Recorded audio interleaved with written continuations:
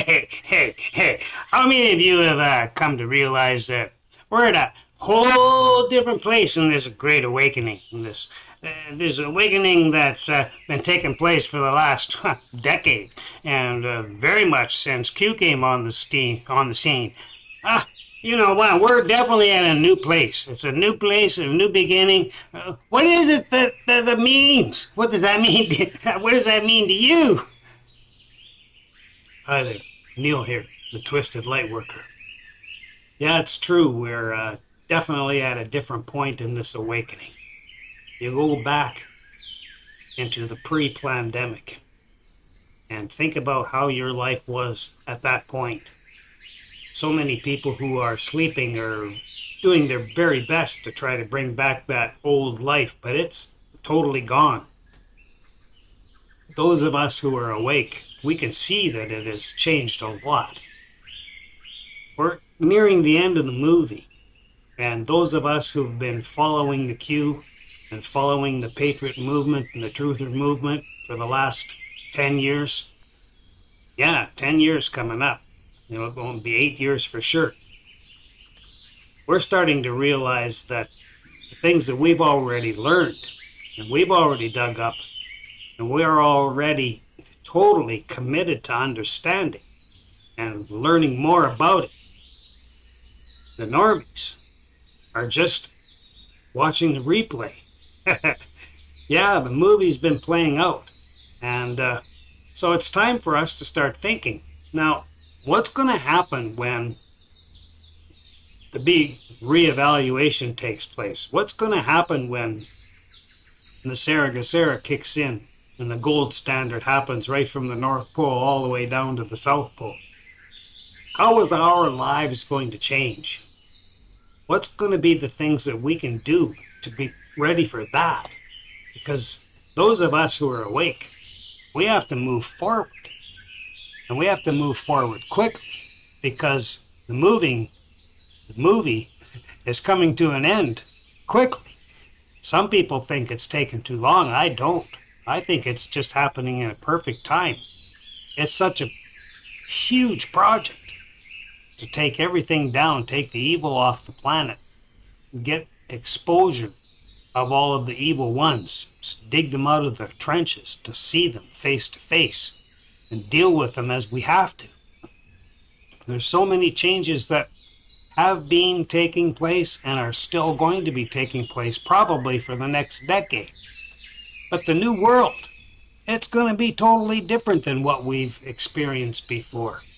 When the 𝓱𝓻𝓸𝓭𝓮 kicks in and the reevaluation takes place and we start to understand all of the intricacies that took place behind the scenes for real and not speculation, we'll actually know. Most of us are ready for that. But are we really ready for what's coming? Making a new world is going to take a whole different, a whole bunch of different action steps on our part. I'm going to cover just 17 of them today. And a lot of them are already taking place. But not everybody's involved in any of the steps. Some people are just sitting waiting for the white hats to do it all. And then they think that the world's going to go back to being the way it was. No. It's a new world.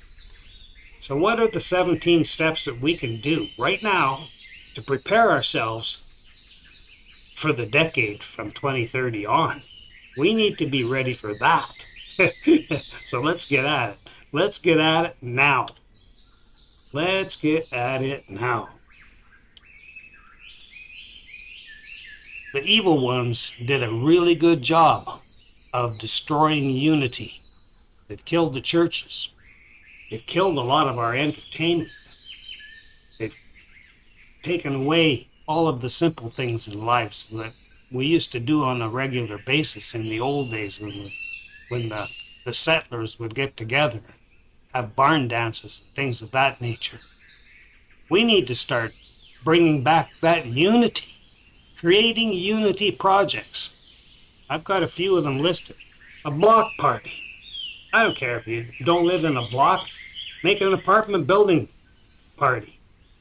A lot of the big high rises in the cities, they have entertainment rooms you can rent. Well, you know what? Hold an apartment party. Make it something that everybody can be involved in. Farming communities, they can get together on somebody's property or rent a ball diamond and picnic area, whatever they do. All local churches. Now there you go. The churches used to be the gathering point for the settlers.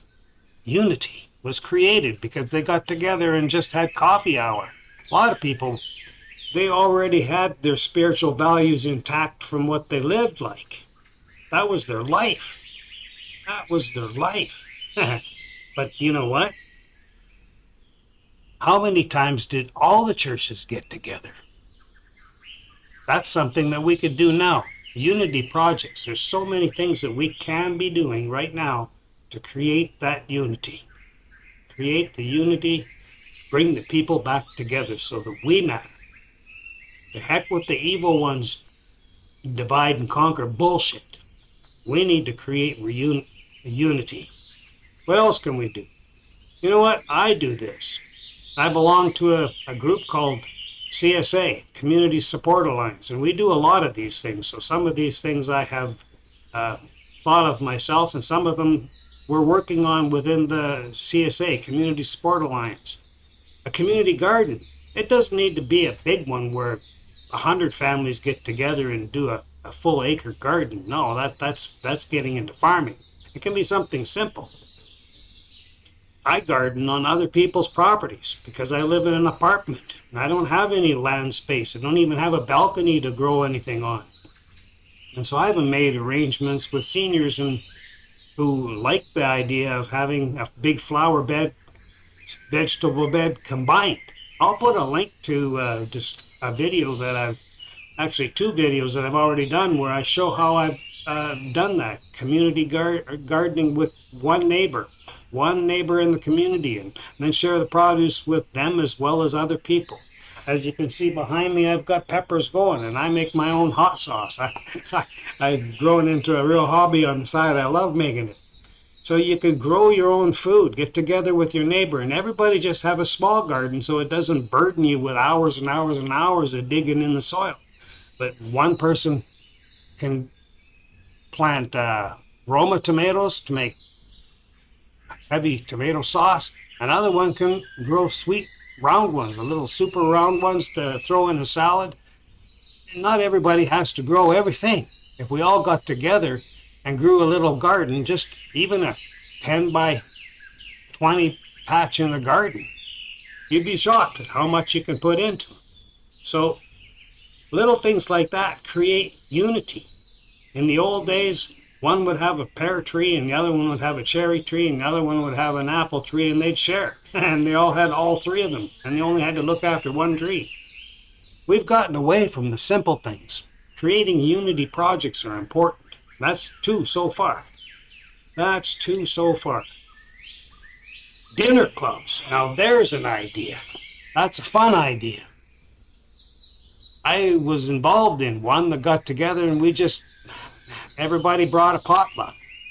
And other people, they do it in a different way. One person would be in charge of putting on the whole spread for like 5 couples, 4 couples in their home. And they do a culture night. One night there'll be Japanese food, another night there'll be Indian food, another night there'll be Mexican food. So we can make things like that fun.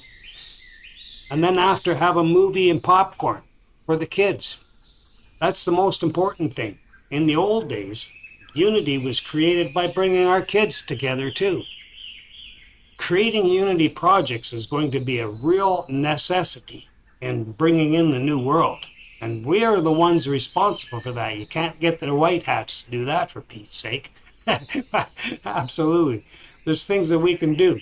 Good old-fashioned music jams. Get together just in your house or your backyard, bring your own instrument, and do it all just for fun. Once again, bring the kids involved. That creates unity. It's fun. And we've lost touch with the simple things in life, the simple pleasures. We should have more time for that. And we will. When the SARA kicks in and the hours that we have to work, dual income families may or may not be required to exist anymore.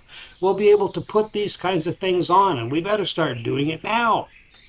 I better start doing it now. Sports activities, not as in any league-style game. You don't have to do that at all. Just go and have fun. Get the kids involved. Teach them. Bring back the unity. Creating unity projects, there's so many of them. A book club, a games club. I don't care if it's cards or board games or whatever. Those kinds of events, those get-togethers, are fun. And they bring camaraderie, and you meet people that you've never known before. It's fun. Bring back the unity and realize that this idea of getting up and going to work, coming home watching the boob tube, that's history. That's history. We are the ones that are going to have to create unity projects, and every one of them has fun. Every one of them is entertaining. Community enhancement events. Get together and do garbage cleanup, do a graffiti cleanup, clean the flower beds, and do some tree planting, all of those kinds of things. Now, all of these things, like I said, are already going on. Creating another unity project by just getting together and meditating and talking about spiritual things. One of the most important things that the evil ones did that was really cruel, they said, they taught us not to talk about religion and politics. That's the worst thing that could have ever happened. Religion and politics, those kinds of conversations, if we were taught how to have them with compassion and understanding and open-minded discussions on those, take a difficult topic and learn how to talk about it properly. So, get together and meditate. Get together with that kind of a gathering. Once again, unity project. Now we get into the politically related things. Learn about common law. Now that's a big one. I've learned quite a bit. I have a friend that's really deep into it, and he's been helping people through the court system. I've got another friend that's dealing with some major issues, and he's doing it on his own and doing a pretty good job. He's had his challenges, let me tell you, because the old system doesn't want to go away. So you learn common law. Learn about it. We've forgotten that God has given us the privilege of this life. So common law is living under God's laws, not man-made bullshit laws where you have to pay a fine for nonsense. Get involved in your school board and local council meetings. Get involved in a neighborhood watch or form one if there isn't one. Do some first aid training. All of those things. Now we've up to 12, haven't we? We've got up to 12. And I've said that we're going to do 17, so let's see. We've gone through the things that we can do to create unity. Now we've gone through the politically related. Now, here's the one nobody wants to do. Nobody wants to look in the mirror. Nobody truly wants to look in the mirror. Self-improvement. Read a half an hour a day on a subject that you know nothing about, but you have an interest in it. Did you know that if you read a half an hour a day for 10 years on a subject that you know nothing about today, at the end of 10 years, you're going to be an expert on that topic, as long as you're willing to look for harder to understand and more in-depth books as you read. Don't just read fluffy stuff. Learn to study. Learn to research. We've been programmed not to do that. We memorize in school. We're programmed how to answer the questions the way they want us to answer them. How's that working out? Let me tell you, I don't think it's working out at all. So read a half an hour a day. That's not much. Don't make it a pleasure book. This isn't about doing something for fun and ease. This is to make yourself a better human being. Oh boy. Self-improvement is a tough one. Get fit. I have my issues with that one. Sometimes I'm really good at it, and other times I suck at it. I've been a carpenter half my life, and when you're out there physically doing work, I didn't have to go to the gym. The other half of my life I was involved in sales and marketing, and I was going to the gym, and I know what it's like to get that discipline. But now I'm getting older and lazy. Oh my gosh! Now self-improvement, get fit. Some of these things are common sense, and to be honest, all of them are common sense. But we've had a common sense been stripped of us. We forgot how to think. Oh gosh, take a course. Now there's something else. Not only do you study something that you've never studied before and you're interested in, take a course. And guess what that does? That improves yourself, but does something else. You meet a whole bunch of people that are interested in taking the same course. You expand your circle of friends. It's amazing the simple things that we don't do. We sit on our duff and wait for other people to do it. That doesn't work. Meditate. Now that's a good one. Because you have to be mentally fit, reading, physically fit, doing exercise, and calming the mind. Calming the mind. Meditate. Everybody should have a meditation routine. And don't go thinking that you have to spend 2 or 3 hours a day at it. Don't even think that it's necessary for 20 minutes. It's shocking. A 10-minute deep meditation where you put on some quiet music. Now here's the key. Everything is related to frequency, energy, frequency, and vibration. So we want to calm our minds. So put on music in the background that has a beat per second. They've proven that that helps take your thoughts down to a certain level. That's all in the beat. That's all in the beat. So that leads you to the most important part of self-improvement, and that's get to know God. The God of your heart. What God means to you. Not what God means to somebody else. Not what God means because you read it in a flippant book. No. What does God mean to you? The God of your heart.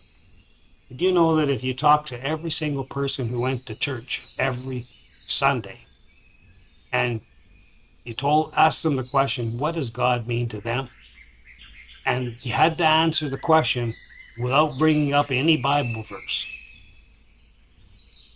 A congregation of 500 people will have 500 different answers because God is a personal thing.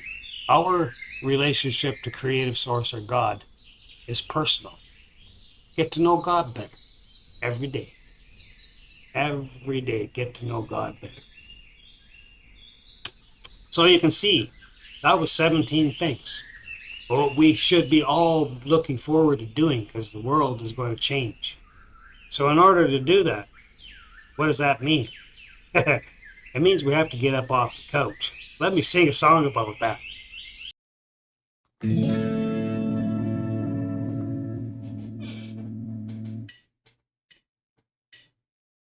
Well, there's a 1 full of money, 2 for the show, 3 to get ready. Let's go, cats, go! Why don't we create a better world? We can create a better world if we have to get off the couch.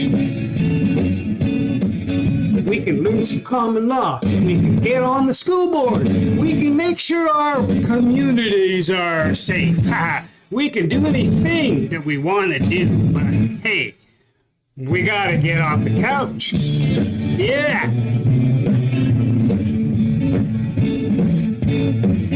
We can change the whole world, but we gotta get off the couch. Let's go. Let's get off the couch. Learn some common law. Oh yeah. We can do that. We can get on the school board. We can change our community. Hold the block party.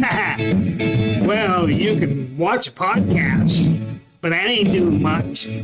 We have to do a little bit more than just do that. We have to do something. Oh, honey, we got to get off the couch. But don't you see? Wow.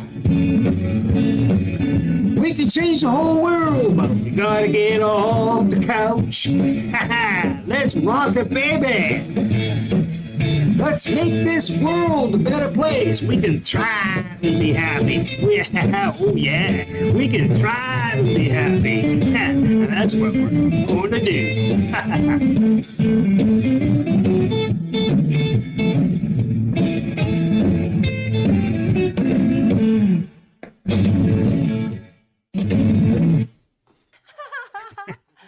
love it.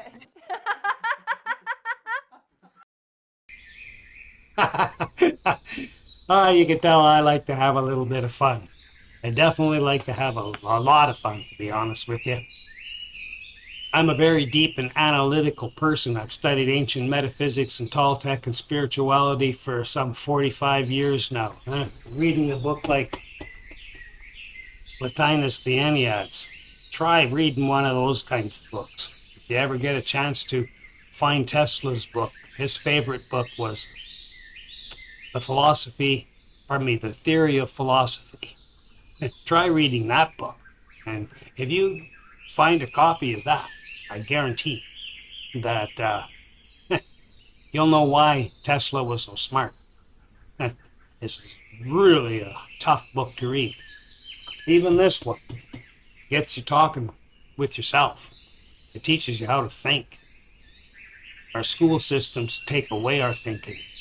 So, yeah, all of these things make a huge difference. It's fun. And my daughter, I have a little plug to put in for her because she's understanding the spiritual things a little bit from her dad, but she's an amazing young soul. And she's done a lot of talking, a lot of personal research on awakening. So here's a little blurb on her. Hi, I'm Elizabeth, Reiki Master and Holistic Regenerative Guide. If you're feeling overwhelmed, stuck, and disconnected from yourself, I'm here to help. I offer trauma-informed healing that blends energy work, intuitive guidance, and creative expression, all rooted in deep presence and nervous system repair. Book a free consultation at 𝓘𝓷𝓽𝓻𝓸𝓭. Are you ready to stand in your power and reclaim your authentic self?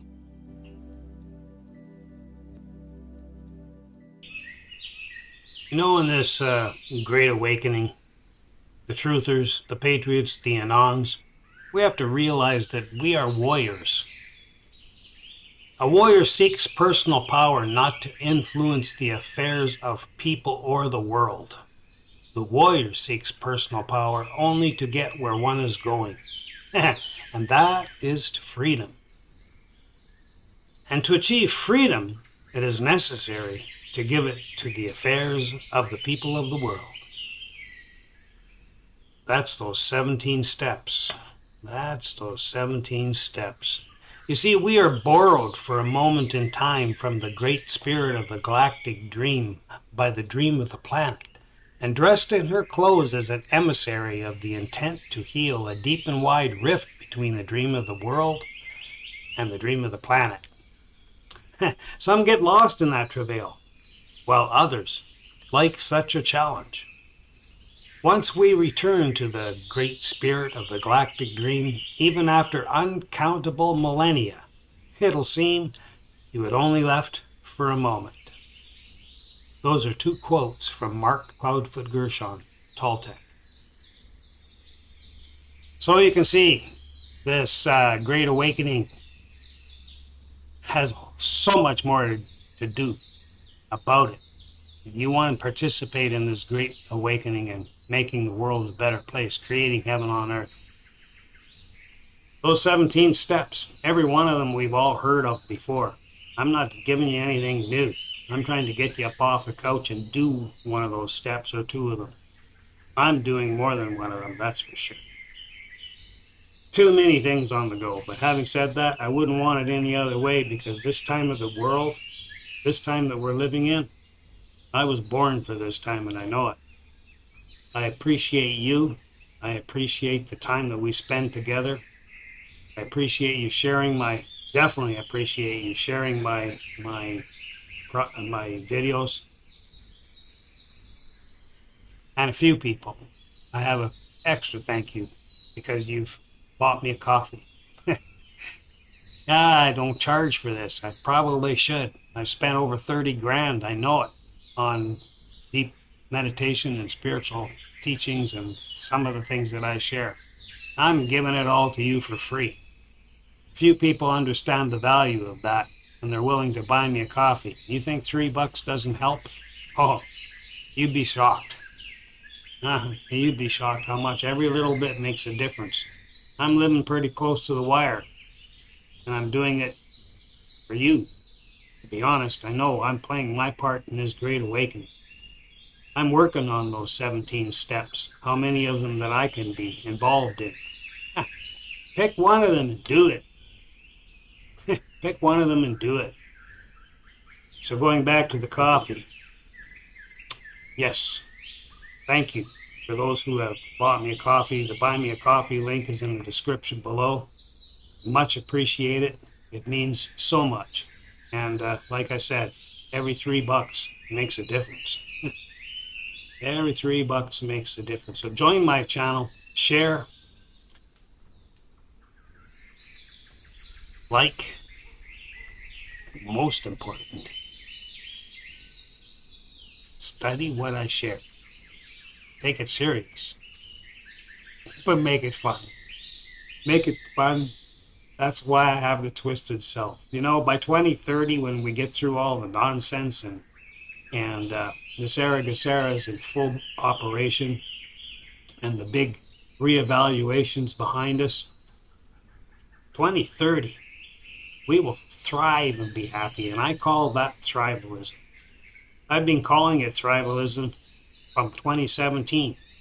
Did videos talking about thrivalism and flipping the monetary system right side up. Now, a lot of things that I shared in those videos in 2017, there's only a few videos that I did, but I'm shocked. Well, not really shocked. I'm grateful for the fact that my intuition tapped into where the humanity's going. 2017, I didn't hear about 𝓱𝓻𝓸𝓭𝓾, but just about everything that I shared in those videos way back in 2017 is happening in the world around us today. So I'm very, very grateful for my shaman attributes and the instincts that I have and how they've been amplified amplified by my studies of ancient metaphysics, Toltec, spirituality, and alchemy, mysticism. Yeah, like I said, I've spent over 30 grand on that, and I share a little bit with every video, so it's definitely worth a coffee, and I thank you again for those who have done that. But 2030 is going to be our agenda. Our agenda wins big time. In fact, it already has won. It's just unfolding now, the end of the movie. It's popcorn time, and now we're watching the normies who've been sleeping be forced to take a big red pill. And they're learning what we already know. They're watching the replay.